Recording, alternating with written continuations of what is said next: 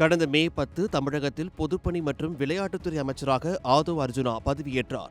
சென்னையில் உள்ள ஜவஹர்லால் நேரு உள் விளையாட்டு அரங்கில் நடைபெற்ற இந்த பதவியேற்பு விழாவை ஆளுநர் அர்லேக்கர் நடத்தி வைத்தார்.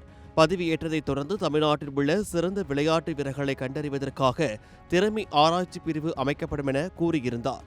மேலும் 2026-27 நிதியாண்டில் விளையாட்டுத்துறையால் செயல்படுத்தப்படவுள்ள உள்கட்டமைப்பு திட்டங்கள் மற்றும் 3% வேலை இட ஒதுக்கீட்டானது அரசு துறைகளில் உள்ள விளையாட்டு வீரர்களுக்கு வழங்குவதாகவும் கூறியிருந்த நிலையில், தற்போது ஒலிம்பிக்கில் பங்கேற்கும் ஆர்வம் உடைய 2 பேருக்கு தமிழக அரசு சார்பில் ரூபாய் 5.80 லட்சம் தொகையை நிதி உதவியாக வழங்கியுள்ளார் ஆதவ் அர்ஜுனா.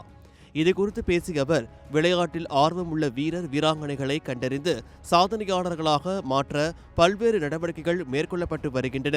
அந்த வகையில் செவித்திறன் குறைந்தவர்களுக்கான ஒலிம்பிக்கில் பங்கேற்க தமிழகத்தைச் சேர்ந்த தடகள வீராங்கனை சமிகா பர்வீன் மற்றும் தேசிய அளவிலான போட்டிகளில் பங்கேற்ற நீச்சல் வீரர் அபிஷேக் ஆகியோர் நிதி உதவி கோரியிருந்த நிலையில், தலை சிறந்த விளையாட்டு வீரர்களுக்கான சிறப்பு உதவித்தொகை திட்டத்தின் கீழ் சமிகா பர்வீனுக்கு ரூபாய் 3 லட்சமும் அபிஷேகுக்கு ரூபாய் 2.80 லட்சமும் வழங்கப்பட்டது.